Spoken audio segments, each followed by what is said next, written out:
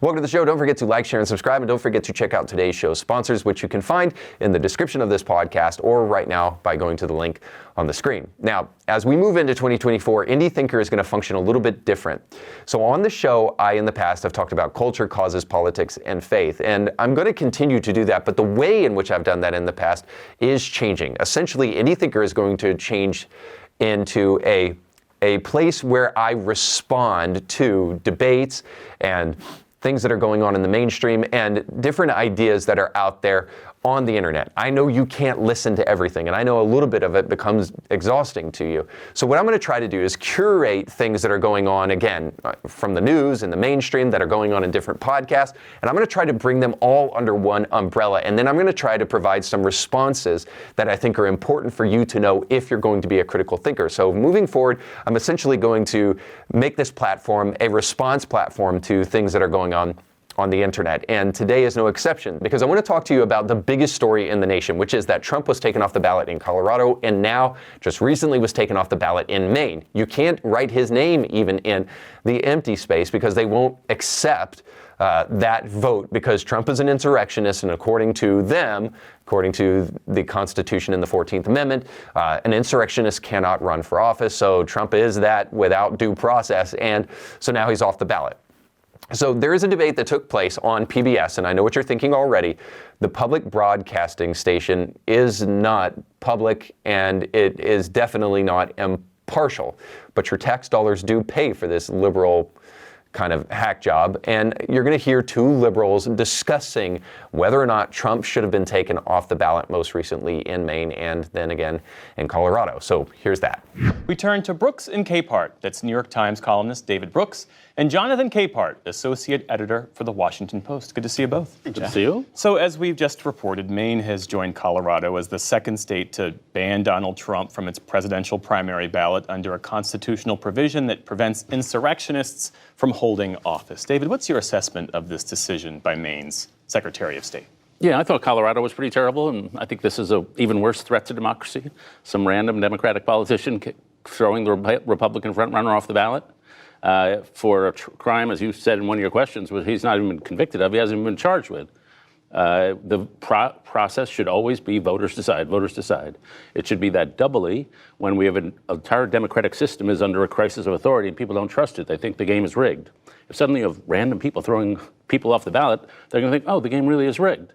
And then if you have one Democrat throwing a candidate off the ballot in Maine, do you really think some Republicans aren't going to start throwing people off the ballot somewhere else?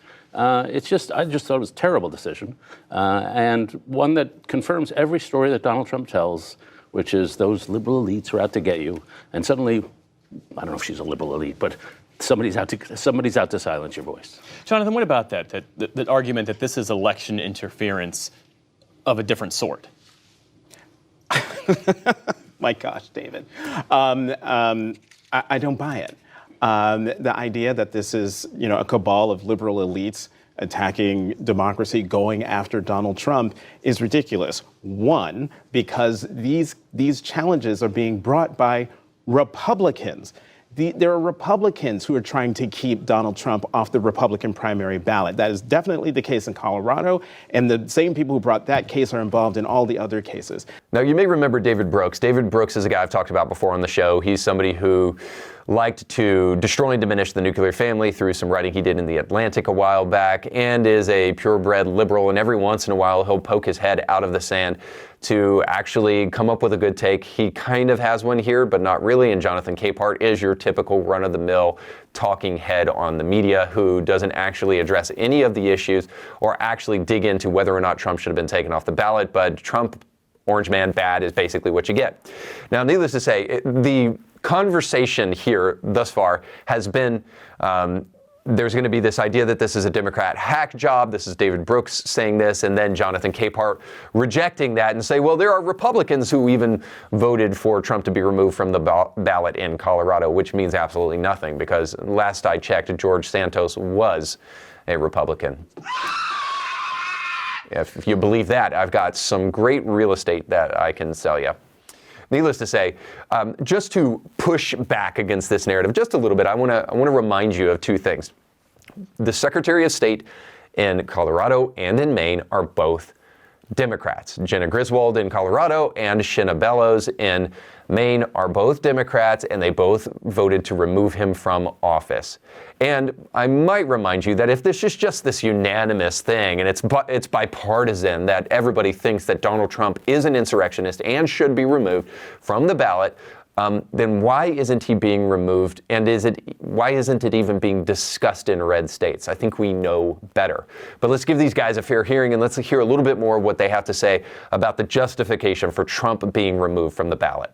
The other thing is, these aren't random. The Maine Secretary of State is not some random official. This is someone who didn't just make up this decision out of whole cloth. She had a hearing a week ago, an 8-hour-long hearing, where she, had all sorts of briefs, all sorts of testimony, and she came to her decision. The key thing here is that this case is going to go before the Supreme Court, because the one thing the Supreme Court does not like is dissonance within the country. You've got Colorado and Maine saying he's got to be off the ballot. You have Michigan, and I believe today California said Trump is on the ballot. You can't have a hodgepodge of decisions around the country involving something this major. So the Supreme Court is going to have to decide this case. And as the Minnesota Secretary of State said to me last weekend, he sees the Supreme Court deciding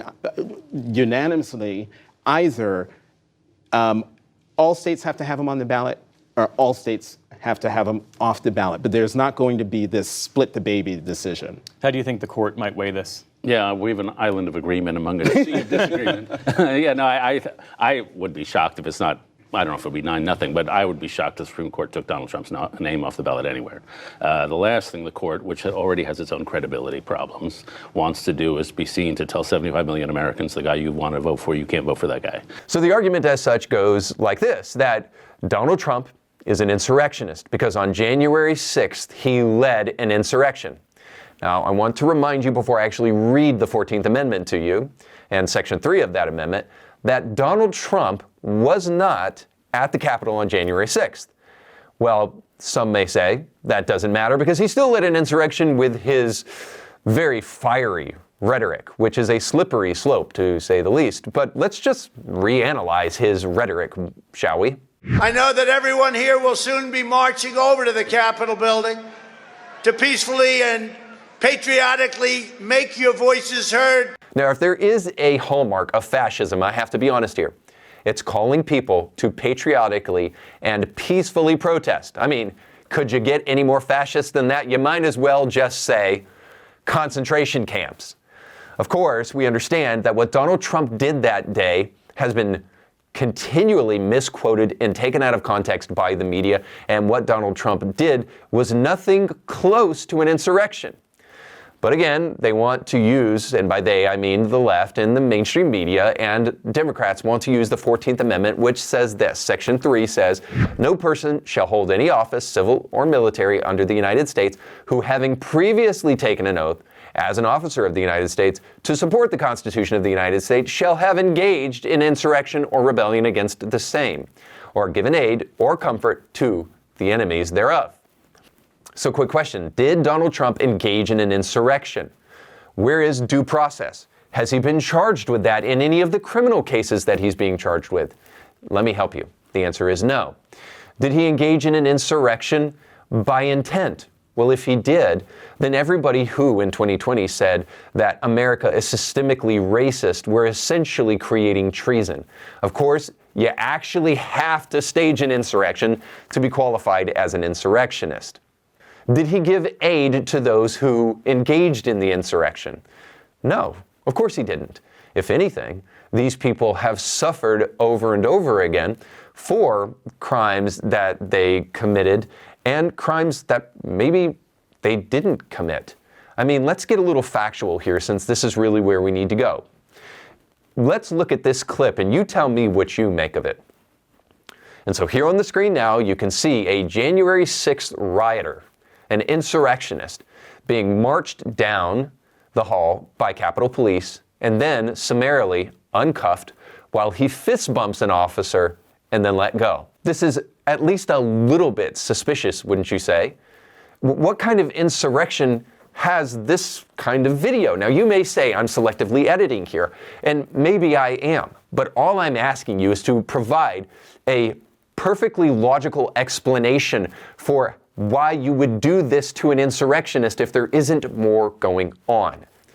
And even if you disagree with me on that, which I'm sure some of you will, and I'll hear about it down in the comment section below, where all brilliant ideas start in the mind of a man until he actually goes down to write them and then exposes them for how ridiculous they are. But even if I am wrong about that, shouldn't Donald Trump be given due process to see if he is an insurrectionist? Shouldn't he be charged with insurrection if he is an insurrectionist? And shouldn't he go to court and defend himself if he is an insurrectionist? I think the obvious answer to that is yes, but these debates that happen on PBS and other places rarely answer the questions that we're really asking, which is, did Donald Trump violate the Constitution in any conceivable way? Is there any way in which the Constitution gives us an understanding of what insurrection looks like, and did Donald Trump participate in that? So that we don't have a partisan back and forth debate as to whether or not Donald Trump is guilty of this kind of thing, because it's bad for the country, it's bad for you, it's bad for me, it's bad for elections. But none of that really seems to matter to these guys, because even when David Brooks and Jonathan Capehart want to have a conversation with each other, they don't actually justify this audacious claim. Here's them in one final clip. This hodgepodge of decisions is because elections are run by the states, and they have their own laws. And in Maine, the Secretary of State makes a determination, and then it goes to the courts. So this is not the end in Maine. This is the beginning in Maine. Before we go any further, I do want to say something about this, because I love how conveniently we have forgotten that Roe v. Wade was the diminishing of the federal government's role to give power to the states, and the left hated that. The left did not like the right-wing extremist conspiracy to give the states the right to have their constituents vote on what they want to do with abortion. No, they wanted the federal government to overrule that, and they wanted a federal law in the books for abortions across each and every state in our nation. Isn't it interesting that now the exact opposite is being argued by these hypocritical people, that now, well, it's just states' rights. You know, these secretaries of state have the right to take law into their own hands, and they can, without due process, dictate who is an insurrectionist and then remove these people willy-nilly from the ballot. No, this is a threat to democracy. And I hate to almost use the term because it's been so overused by Joe Biden. But if there is a threat to democracy presently, it's not white supremacy. It's not Christian nationalism. It's people who want to destroy our federal election process and take away the right for people, the basic right of people in this nation to dictate how their government is formed. So let's listen to what they have to say moving forward. Well, as this decision came down yesterday from Maine, Nikki Haley was in New Hampshire, Donald Trump's ascendant rival there, trying to clean up a response she gave when she was asked by a person at a town hall, you see there, in New Hampshire, about what was the cause of this civil war. And she did not name slavery in her response.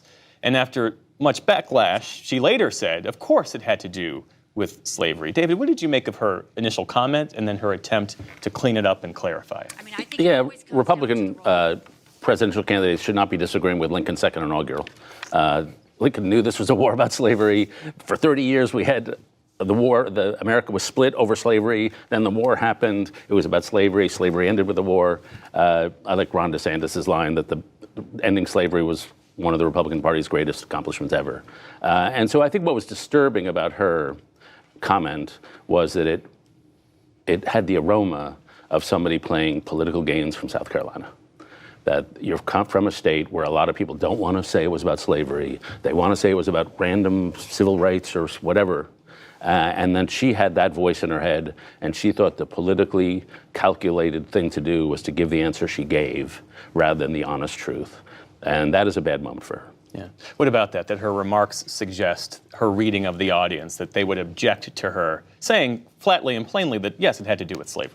Yeah, I agree with that, and I agree with David. The only thing I would say is that it's not an aroma, it's a stench. I mean, she is the former governor of South Carolina, the first state to secede from the Union, which was led to the Civil War over slavery, a state that had a proclamation in 1860 that said flat out, the non-enslaving states are trying to make us give up slavery. So for her to do what she did, especially after what she did after the massacre in Charleston at Mother Emanuel, probably her biggest moment on the national stage, and certainly as governor of South Carolina, stepping up and being a leader and taking down the Confederate flag, for her to backtrack like this, I shouldn't be surprised, because she's backtracked on a lot of statements of principle, especially when she got in league with Donald Trump. Or, and I know this is a big or, so just give me a moment, hear me out, give me a chance to explain.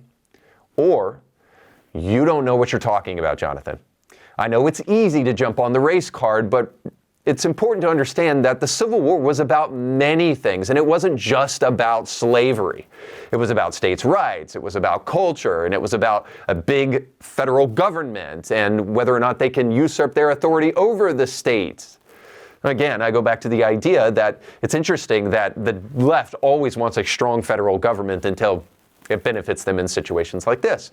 But I might mention that the Civil War was about something really, really big too that is not mentioned by Jonathan and wasn't mentioned by Haley.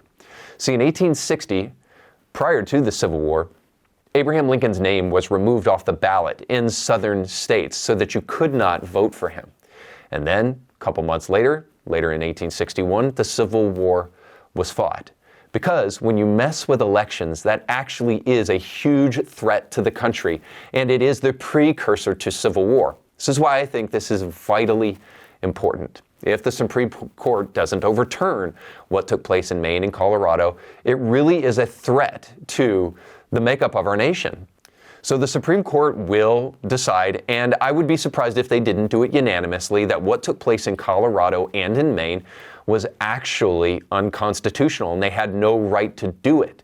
And we'll conveniently forget that there were secretaries of state who decided to take federal elections into their own hands, which is something that Donald Trump accused people of doing in 2020. It's kind of odd, right? So that's a problem, because we need to understand that if the Supreme Court does decide, not only does that kind of fix this issue, but it might be a patchwork over this issue, just temporary. And I mean this. That essentially, whenever we have political actors acting this way, they should be impeached and removed from office. It is not enough for the Supreme Court to come to our aid once again and do what they did in Roe v. Wade and take spurious constitutional law and remove it so that we can actually get back to common sense law based upon what the Constitution actually says. Regardless, I think I'm saying simply this, that even when the Supreme Court's overturn what took place in Maine and Colorado, this is still a problem that needs to be addressed. And until it is, we're going to continue to see this back and forth by Republicans and by Democrats every single time an election season rolls around. And this is where I got to point out you libertarians out there who sometimes encroach upon the conservative movement. The reason very often you get it wrong is because you want unlimited freedom no matter what, as though freedom in and of itself is a natural good. No, freedom, when curbed with morality, is good, because there needs to be a limiting principle to freedom so that it doesn't turn into anarchy. Because you don't have the freedom to have sex with animals, to rape children, or to do whatever you want. The federal government has a place. And what is their place? Well, if it is anything, it's ensuring that we have safe and secure elections. And right now, in our country, we're deciding whether or not we truly want that. And perhaps we're deciding in a very important way for you on a personal level. And that is, can you see behind your and beyond your hatred for Donald Trump to say, and that is, can you see beyond your hatred for Donald Trump to say the obvious and moral thing, that regardless of what I feel about the man, I may not have to vote for him, but taking him off the ballot is wrong. If you can do that, then you have taken the once-in-a-lifetime opportunity to show that you are a good person, to show that you had the opportunity to do that which is wrong, and you did that which is right. It's the only way we really know if we're good. We can say we're good, we can pretend to be good, but then when we're really tempted with something that is evil and we don't do it, that's how we know we are truly good. And I hope that you can put aside whatever hatred that you have toward Donald Trump, whatever bias you have toward Republicans, and you can say, this is not good for the nation, it's not good for anyone, and it needs to stop. And if you do, you may not only have an apprehension of the good, but you may slowly but surely find yourself creeping ever more closer to the Christian conservative side, where truth actually matters. It's all the time we have for today. Thanks so much for watching. Don't forget to like, share, and subscribe, and go with God.